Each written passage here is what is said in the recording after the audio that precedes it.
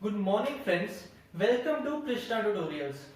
आज हमने एक न्यू टॉपिक करना है जिसका नाम है change in profit sharing ratio. अब ये हमारे पार्टनरशिप अकाउंट्स का ही आगे एक पूरा चैप्टर है। अब ये जो चीज है ना, यहाँ से हमारी पार्टनरशिप अकाउंट्स में एक नया मोड आता है। इसके बाद हमारे जितने भी चैप्टर्स हैं, जैसे एक तो यही है change in profit sharing ratio, उसके बाद admission of a partner, retirement of a partner, death of a partner, dissolution, हर एक चीज में यहाँ के जो बेसिक्स है ना, यही काम आने वाले हैं। मतलब इस पूरे चैप्टर में अगर हम ध्यान से समझे ना, तो ये पूरा चैप्टर ना एक्चुअली फाइनल एग्जाम्स में बहुत कम वेटेज रखता है, पर ये वाला चैप्टर समझे बिना हम आगे किसी भी चैप्टर को अच्छे से नहीं कर सकते। ये चैप्टर एक तरह से फाउंडेशन है नेक्स्ट 3 चैप्टर्स की, तो ये करना हमारे लिए बहुत बहुत इंपॉर्टेंट है। अब अगर हम बात करें change in profit sharing ratio, अब प्रॉफिट शेयरिंग रेशियो चेंज कौन करेगा? ऑब्वियसली कोई पार्टनर्स होंगे वही चेंज करेंगे। अब मान लीजिए A B and C 3 partners थे, ठीक है। A B and C are 3 partners who were sharing profits and losses in the ratio, मान लीजिए 3:2:1। आपने फंडामेंटल्स ऑफ पार्टनरशिप किया, आपको पता है रेशियो ऐसे चलती है। ए बी सी 3 पार्टनर्स थे, वो 3:2:1 यानी कि 3/6, 2/6 एंड 1/6 रेशियो में प्रॉफिट्स बांट रहे थे। पर अब वो कह सकते हैं now they decided that the profit sharing ratio will be change to equally. मतलब अब उन्होंने सोच लिया कि 3:2:1 की बजाय वो सब इक्वली प्रॉफिट्स बांटेंगे। तो जब भी ऐसी सिचुएशन आती है ना, मतलब यहाँ पर एक है हमारे पास ओल्ड रेशियो, अगर मैं बात करूं वही पार्टनर्स की ए बी एंड सी, तो ओल्ड रेशियो मेरे पास होगी इनकी 3:2:1 एंड न्यू रेशियो जैसे कि हमने देखा न्यू रेशियो कह रहे हैं 1:1:1। अब यहाँ पे प्रॉब्लम क्या है, यहाँ पे डिफरेंस क्या है? यहाँ पे किसी ना किसी पार्टनर को थोड़ा सैक्रिफाइस हो रहा होगा और किसी ना किसी पार्टनर को थोड़ा गेन हो रहा होगा। मतलब कि अगर जब भी प्रॉफिट शेयरिंग रेशियो चेंज हो रही है, देखो अगर रेशियो बदल रही है उससे प्रॉफिट तो नहीं बदलेंगे। अगर हम एक छोटी सी एग्जांपल ले, मान लीजिए हमारे पास फर्म के प्रॉफिट्स हैं 3 लाख रुपीस।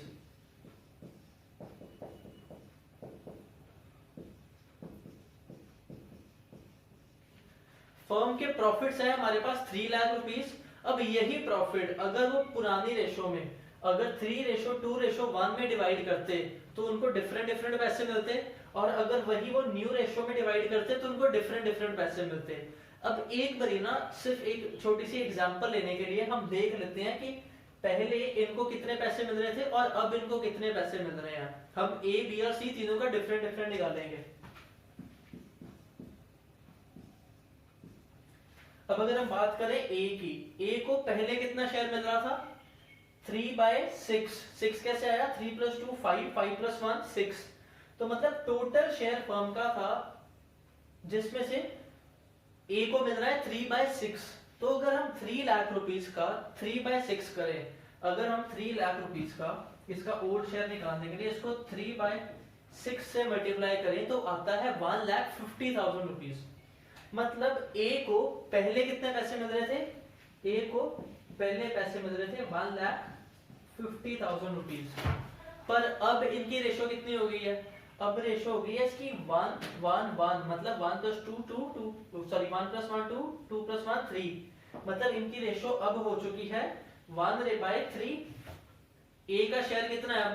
पहले था उसका 3/6, पर अब है 1/3। तो 3 लाख को अगर हम इंटू 1/3 करें तो सिंपली ये कितना आता है? 1 लाख। मतलब कि ए को पहले मिल रहे थे 1,50,000 रुपीस, पर अब कितने मिल रहे हैं? अब मिल रहे हैं 1 लाख रुपीस। अब ऐसे ही हम बी का भी देख लेते हैं। बी की रेशो कितनी है? बी की ओल्ड रेशो जो पहले उसको शेयर मिल रहा था वो था 2/6। अब यही अगर हम 3 लाख को 2/6 से मल्टीप्लाई करें तो आता है 1 लाख। मतलब बी को पहले कितने पैसे मिल रहे थे? 1 लाख रुपीस। और अब कितना शेयर है बी का? अब है 1/3, और 1 लाख तो सॉरी 3 लाख का 1/3, मतलब 3 लाख को 3 से डिवाइड करें वो अभी भी 1 लाख आता है। मतलब बी भाई साहब को कोई फर्क नहीं पड़ा, उनको पहले भी 1 लाख रुपया मिल रहा था, अभी भी 1 लाख मिल रहा है। अब बात करें सी की, सी को पहले कितने पैसे मिल रहे थे, सी को मिल रहा था 1/6 शेयर, 1/6। तो 3 लाख का अगर हम 1/6 करें वो आता है 50,000 रुपीज। मतलब सी को पहले पैसे मिल रहे थे 50,000, पर अब कितना मिल रहा है सी को, सी को अब मिल रहा है 1/3। 1/3 अगर हम 3 लाख का करें तो वो आता है 1 लाख। तो फिलहाल जो हमने एग्जांपल किया ना, इससे हमें ये पता चलता है कि प्रॉफिट शेयरिंग रेशो जब बदलती है तो किसी ना किसी पार्टनर को गेन होता है, किसी ना किसी पार्टनर को सैक्रिफाइस होता है। अब सामने ही हमारे देख के पता चल रहा है, देखो ए को पहले कितने पैसे मिल रहे थे, ए को पहले मिल रहे थे 1,50,000, अब कितने मिल रहे हैं 1 लाख। तो ए ने क्या किया है, गेन या सैक्रिफाइस, ए को सैक्रिफाइस हो रहा है 50,000 रुपीज का। अगर हम ध्यान से देखें, ए का सैक्रिफाइस है 50,000 रुपीज का। बी भाई साहब, बी को पहले भी 1 लाख मिल रहा था, अभी भी 1 लाख मिल रहा है, तो उसके लिए ना तो गेन है ना ही सैक्रिफाइस है। पर जब बात करें सी की, सी को पहले मिल रहे थे 50,000 रुपीज एंड अब मिल रहे हैं 1 लाख रुपीज। तो मतलब सी को पहले कम पैसे मिल रहे थे, अब ज्यादा मिल रहे हैं, जिसका मतलब सी को क्या हुआ है, सी को गेन हुआ है। अब यहाँ पे हमारी एक चीज होती है कि gain is always equal to sacrifice. Total एक पर्सन को सैक्रिफाइस हुआ 50,000 का और दूसरे को गेन हुआ 50,000 का। ऐसे ही हमारी कहानी चलती है। अब ये जो हमने चीज की है ना, ये मैंने आपको सिर्फ इसलिए बताया है कि हमें पता लगे कि जब भी रेशो चेंज होती है, मतलब एक ओल्ड रेशो दी होगी, एक न्यू रेशो दी होगी, उसके बाद हमें कौन सी निकालनी पड़ेगी, सैक्रिफाइसिंग रेशो। आपने देखा होगा कि एक का सैक्रिफाइस और एक का गेन निकला, तो मैंने यहाँ पे सैक्रिफाइसिंग रेशो के बाद गेनिंग रेशो क्यों नहीं लिखा, क्योंकि हमारी एक ही फॉर्मूला से वो दोनों चीज निकल आती है। जैसे यहाँ पे देखो, हमने ओल्ड शेयर में से न्यू शेयर माइनस किया कि ओल्ड पहले कितने पैसे मिल रहे थे, उसमें से नया माइनस किया, तो अपने आप ही सैक्रिफाइस आ गया और अपने आप ही गेन भी आ गया। तो ऐसे ही हमें एक ही फॉर्मूला से पता चल जाता है। और इसका ना हमारे पास एक फॉर्मूला होता है जो 90% जगह पे ये फॉर्मूला आपके काम आएगा। वो है sacrificing ratio is equal to old share minus new share, या फिर old ratio minus new ratio. Sacrificing ratio का फॉर्मूला है old ratio less new ratio. I hope आपको ये चीज समझ आई है। अब अगर इसको हम यहाँ पे अप्लाई करें, ए को पहले कितने मिल रहे थे, ए को पहले मिल रहे थे 1,50,000, तो ओल्ड में से न्यू माइनस करें तो 1,50,000 माइनस 1 लाख कितना आया, 50,000। अब 1,50,000 माइनस 50,000 कितना, सॉरी 1,50,000 माइनस 1 लाख आया हमारा 50,000। उसके बाद 1 लाख माइनस 1 लाख ये आया हमारा 0। उसके बाद 50,000 माइनस 1 लाख। अब 50,000 में से 1 लाख माइनस करें तो क्या आंसर पॉजिटिव आएगा, नहीं, 50,000 छोटी अमाउंट है, 1 लाख बड़ी अमाउंट है, तो हमें करना क्या पड़ेगा, इसका आंसर आएगा माइनस में, और आंसर कितना आएगा माइनस 50,000। इससे हमें एक और चीज पता चलती है कि हमने जब भी ये फॉर्मूला लगाना ना, old ratio minus new ratio, तो जो आंसर पॉजिटिव में है, देखो 50,000 जो आंसर था उसके साथ नेगेटिव का साइन नहीं है, तो ऑब्वियसली पॉजिटिव आंसर है। तो जो पॉजिटिव आंसर आया ये है सैक्रिफाइस। यहाँ पे जो जीरो आया मतलब नो सैक्रिफाइस नो गेन, और जिसका आंसर नेगेटिव में आया उसको हो रहा है गेन, क्योंकि हमने फॉर्मूला क्या देखा, ओल्ड माइनस न्यू। अब सिंपल सी बात है, ओल्ड माइनस न्यू कर रहे हैं, पहले किसी को कम पैसे मिल रहे हैं, बाद में ज्यादा मिल रहे हैं, तो हम अगर कम में से ज्यादा माइनस करेंगे तो नेगेटिव आंसर आ रहा है, तो मतलब उसका गेन है। आई होप यहां तक आपको क्लियर है। अब हम इसकी मेन चीज करेंगे ये एग्जांपल के बाद। नाउ सी, हमारे पास 4 तरह की रेशियो है जिसका हमने नाम लिया, एक old, new, sacrificing and gaining. ये हमने पहले समझ लिया था, पर फिर भी इसकी एक तरह से फॉर्मूला की डेरिवेशन मैं आपको दिखा देता हूँ। सैक्रिफाइस रेशियो का हमारे पास फॉर्मूला होता है old minus new. Sacrificing ratio या फिर गेनिंग, कोई भी हो, सैक्रिफाइसिंग रेशियो और गेनिंग रेशियो का फॉर्मूला है हमारे पास old ratio minus new ratio. अब जैसे कि हमने पिछले सम में देखा था, एग्जाम्पल में देखा था कि जब हम ओल्ड माइनस न्यू करते हैं तो अगर आंसर जो है वो पॉजिटिव में आया तो वो सैक्रिफाइस है, और अगर आंसर जो है वो नेगेटिव में आया तो वो गेन है। आई होप इतना सबको क्लियर है। अब सिंपल सी बात, मतलब sacrifice is equal to old minus new. अब ये जो सैक्रिफाइस है ये हमारा होगा पॉजिटिव में, पर जो गेन है वो होगा हमारा नेगेटिव में। अब इसी से अगर हमने, अब जैसे तीन चीजें हैं, इन तीन में से कोई भी दो दी हो, तीसरी ना दी हो, हम निकाल सकते हैं। फॉर एग्जांपल अगर हमने न्यू रेशो निकालनी है तो न्यू रेशो निकालने का फॉर्मूला क्या बनेगा, यहाँ पे जो न्यू है ये नेगेटिव में है, अब ये इस साइड चला जाएगा एंड सैक्रिफाइस इधर आ जाएगा, ओड इधर ही रहेगा। जब न्यू को हम इस साइड से इस साइड लेके गए तो उसका नेगेटिव बन जाएगा पॉजिटिव। तो यहाँ पे है हमारे पास न्यू रेशो, ओल्ड जैसे थी वैसे ही रहेगी, सैक्रिफाइस पहले पॉजिटिव में था तो इधर आके क्या हो जाएगा नेगेटिव। मतलब हमारा न्यू रेशो का फॉर्मूला बन गया new ratio is equal to old minus sacrifice. या फिर हमारा अगर सेम चीज फिर से करेंगे, जो न्यू है इधर जाके पॉजिटिव बन जाएगा, ओल्ड सेम रहेगा। अब जो गेनिंग था, गेनिंग यहाँ पर नेगेटिव था तो इस साइड आके क्या हो जाएगा पॉजिटिव। मतलब न्यू रेशो के हमारे पास दो फॉर्मूलाज बन सकते हैं। अगर मतलब सिंपल सी बात, अगर आप अपने आप सोचें, पुरानी रेशो मेरी दी हुई है और अगर मुझे बता दिया इतना मैं सैक्रिफाइस कर रहा हूँ, तो सिंपली मैं क्या करूंगा, जितनी मेरी रेशो है उसमें से जितना सैक्रिफाइस है वो माइनस कर दूंगा, मेरी न्यू रेशो अपने आप आ जाएगी। हाँ जी, तो हमारे पास यहाँ पे हमें पता चला है कि टोटल 4 तरह की रेशो होती है, old ratio, new ratio, sacrificing ratio and gaining ratio. अब इसके हमने फॉर्मूलाज देखने हैं।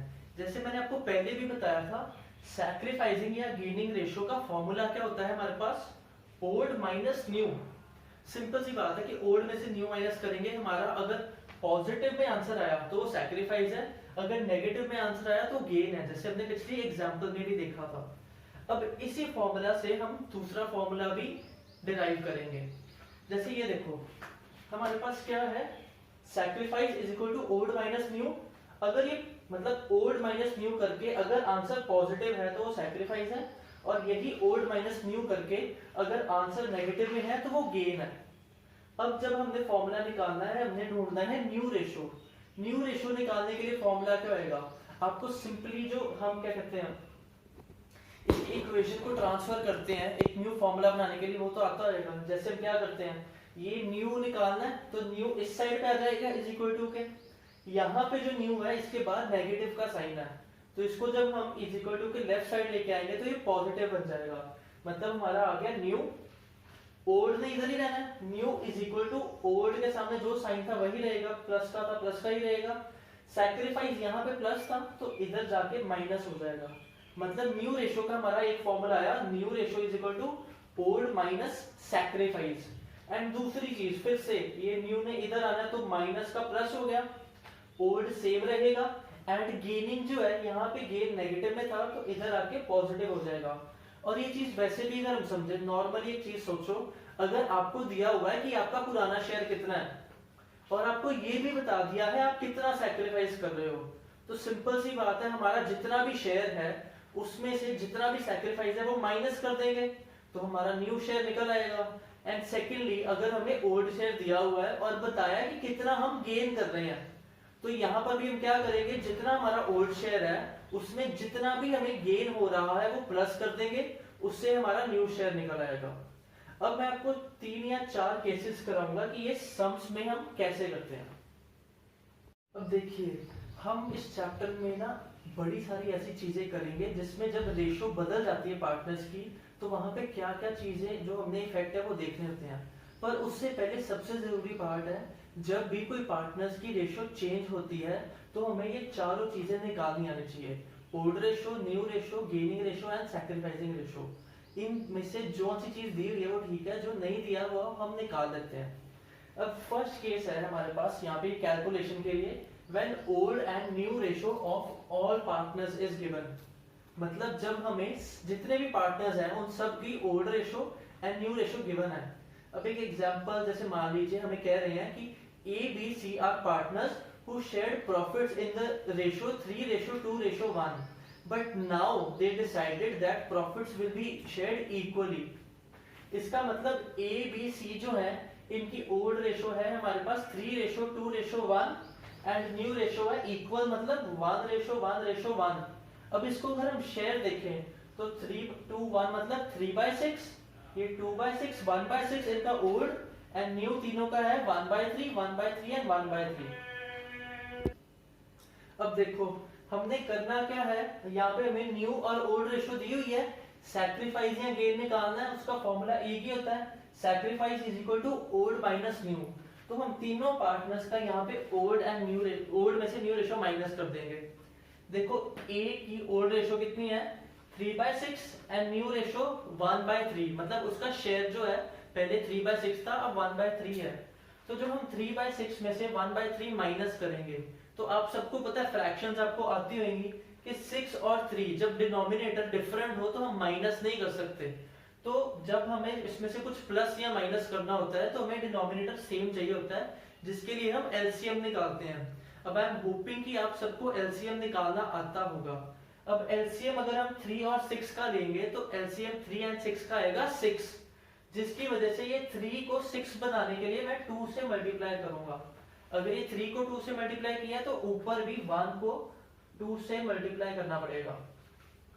अब जब हम इसको मल्टीप्लाई कर दिया तो मैं पता लगा नीचे दोनों के 6 आ गया, यहाँ पे 3 है तो 3 इधर आ गया एंड 1 2 are 2, मतलब हमने किया 3 - 2/6। 3 - 2 होता है 1, तो हमारा एंड पे जो इसका सैक्रिफाइसिंग रेशियो आ गई वो आ गया 1/6। अब ये आंसर पॉजिटिव में है नेगेटिव में तो नहीं है, मतलब ए को सैक्रिफाइस हुआ है 1/6। अब सेकंड बी की ओल्ड रेशियो थी 2/6 एंड न्यू है 1/3। तो 2/6 माइनस 1/3 अगर हम करेंगे तो फिर से एलसीएम लेके मल्टीप्लाई करके हम देखेंगे वो आएगा 2 - 2/6। अब 2 - 2/6 0/6 आ गया, 0/6 भी 0 ही होता है। और जब ये 0 आया ना उसका मतलब नो गेन नो सैक्रिफाइस, जितना उसका शेयर पहले था उतना ही अभी है, ना उसको कुछ एक्स्ट्रा मिल रहा है ना उसे कुछ जा रहा है। अब सी भाई साहब, सी का शेयर था पहले 1/6 और अब इनका शेयर है 1/3। तो 1/6 में से 1/3 माइनस करेंगे तो एलसीएम लेने के बाद हमारा आएगा 1 - 2/6। 1 - 2 होता है -1, तो -1/6 आ गया हमारा गेन, क्योंकि ये नेगेटिव में है। ये हमारे पास केस था जब हमें ओल्ड और न्यू रेशो सारे पार्टनर्स की गिवन थी। देखो ए बी सी तीनों की ओल्ड भी गिवन थी न्यू भी गिवन थी, तो हमने सिंपली ओल्ड में से न्यू माइनस करके जो आंसर आया उस हिसाब से, अगर पॉजिटिव में है तो सैक्रिफाइस, 0 है तो नो गेन नो सैक्रिफाइस और नेगेटिव में है तो गेन। आई होप यहाँ तक क्लियर है। अब हम नेक्स्ट केस देखेंगे। अब देखो जो हमारा नेक्स्ट केस है ना, नेक्स्ट केस है जहाँ पे हमें ओल्ड रेशो तो सबकी दी होगी पर न्यू रेशो सिर्फ एक पार्टनर की दी होगी। अभी क्वेश्चन देखो यहाँ पे क्या कह रहे हैं, A B C are partners sharing profits and losses equally. It was decided that in future C will get 1/5 share in profit. Calculate new profit sharing ratio and sacrifice gain of the partners. अब यहाँ पे मतलब क्या है, देखो A B और सी की पुराना ही शेयर जो है वो दिया हुआ है इक्वली, मतलब तीनों इक्वली पहले प्रॉफिट शेयर कर रहे थे। पर इन फ्यूचर मतलब जो न्यू रेशो है, जो चेंज होने के बाद रेशो है, वो सिर्फ और सिर्फ सी की दी हुई है। हमें ए बी सी की नहीं दी हुई न्यू रेशो सिर्फ एक पार्टनर की दी हुई है। अब देखेंगे हम इसको कि सॉल्व कैसे करते हैं। अब देखो जैसे हमने क्वेश्चन में देखा कि हमारे पास पुराने 3 पार्टनर्स हैं ए बी एंड सी और इनकी ओल्ड रेशो दी हुई है 1:1:1।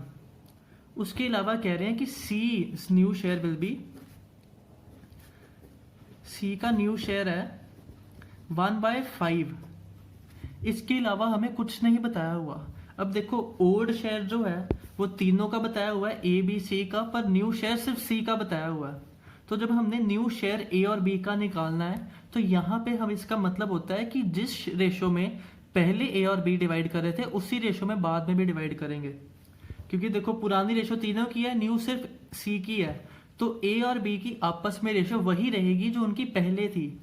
अब अगर हम देखें ए एंड बी की आपस में रेशो क्या है 1/1, मतलब कि ये आपस में कितना बांट रहे हैं 1/2 एंड 1/2। अब यहाँ पे जब हमने न्यू रेशो निकालनी है ना, सबसे पहले हमें इन दोनों की मतलब आपस में सबकी न्यू रेशो चाहिए। उसके लिए हम देखें न्यू रेशो सी की तो दी हुई है। अब हम करेंगे क्या, हम देखेंगे कि पूरे फर्म में से सी का शेयर माइनस कर देंगे और वो माइनस करने के बाद जितना भी शेयर बचेगा वो ए और बी को दे देंगे। आई होप आपको ये समझ आ जाएगा। उससे पहले सबसे इंपॉर्टेंट बात हमारे पास होती है कि फर्म का जो टोटल शेयर होता है ना, firms total share is always equal to 1। 1 मतलब 1/1 भी कह सकते हैं। 1/1 जो फ्रैक्शन होती है ये एक तरह से 100% होती है। फर्म का शेयर जो है, फर्म का टोटल शेयर हमेशा 1 होता है। अब देखो फर्म का शेयर हमें पता है, हमें ये पता है कि सी को कितना शेयर मिलना है, तो फर्म के शेयर में से हम सी का माइनस कर देंगे। उसके बाद जितना भी बचेगा उसको ए और बी में इक्वली हाफ हाफ बांट देंगे। अब पहले हम देखेंगे कि ए और बी के लिए रिमेनिंग शेयर बचता कितना है। Remaining share for A and B, अब इसमें क्या करेंगे, हम निकालेंगे फर्म शेयर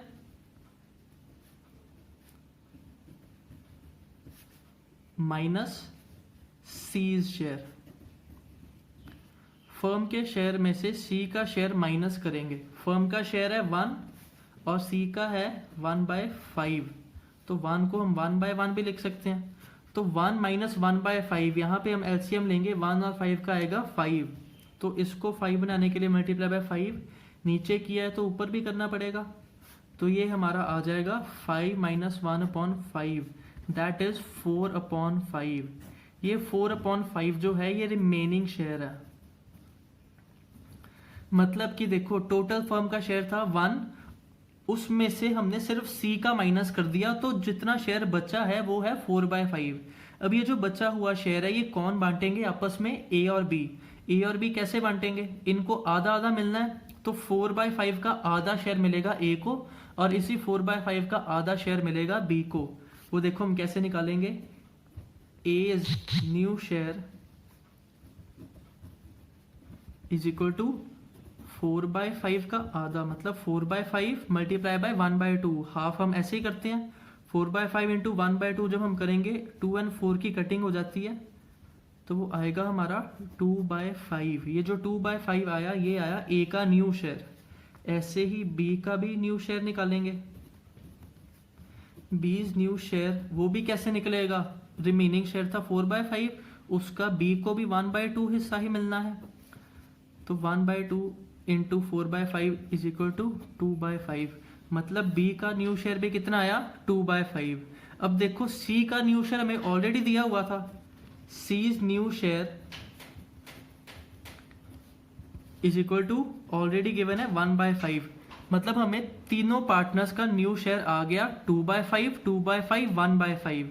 तीनों पार्टनर्स का ओल्ड शेयर हमें दिया हुआ था 1:1:1।